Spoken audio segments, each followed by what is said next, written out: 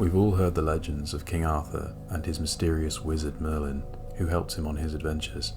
Who was Merlin? It is likely that Merlin was either a bard or a druid. Many stories of Merlin come to us from the north of Britain, where the native Welsh of Cumbria and Strathclyde fought for their survival as the last Welsh princes of the Old North were killed off in the 10th century. The Druids. Not much is known about the mysterious enigmatic Druids. They did not record anything and taught through word of mouth. They kept their secret knowledge in their heads to stop it from being discovered by those who were not part of the Druidic order.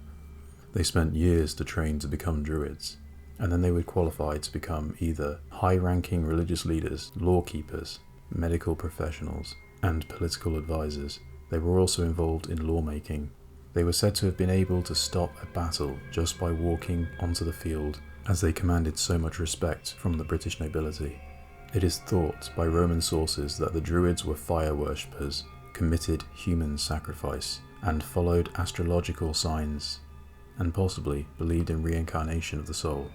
Around the year 60 AD, during the Roman conquest of Britain, just before the revolt of Boudicca, during the Roman subjugation of the northern Welsh tribes, the Druids and their holy shrines on Anglesey were destroyed and burned by the Roman legions.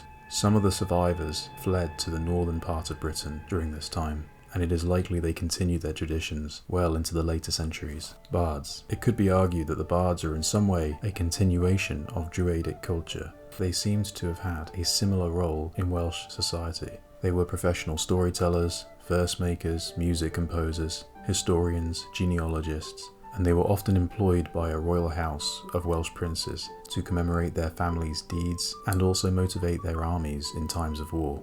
Think of a bard as a high-level official position, like a Secretary of State we have today. They may have wielded strong influence and administrative power. These highly respected individuals were used to improve the popularity and prestige of their ruler. Many of these bards were of royal descent. Unfortunately, bardic tradition was ended in 1282, when King Edward's conquest permanently ended the rule of the Welsh princes.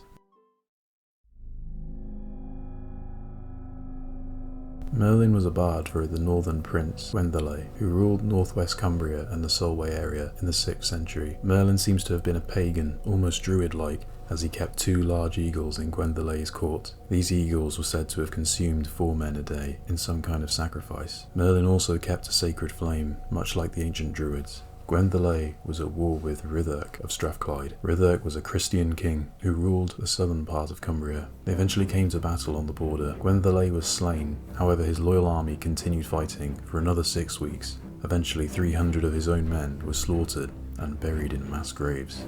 The Welsh triads state that this was one of the 3 futile battles of Britain, where the Britons fought among themselves instead of fighting the ongoing Saxon-English invasion.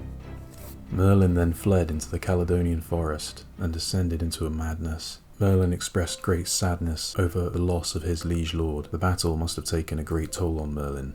Merlin's own sister was married to King Rhydderch.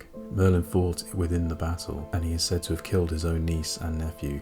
For 50 years, as a wild man in the forests, he lamented his losses, and he was actively hunted by Rhydderch's men.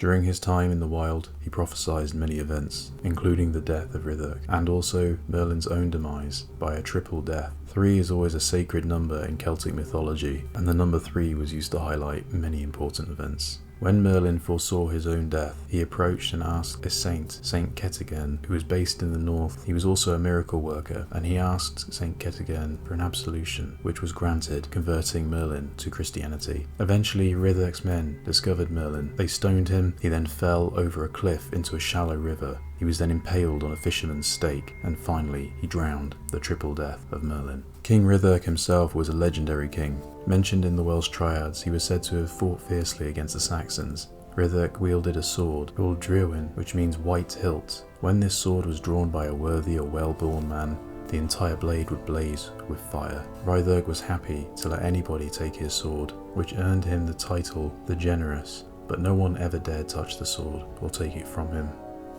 Thank you for watching. If you'd like to see more of these videos in the future, please like and subscribe.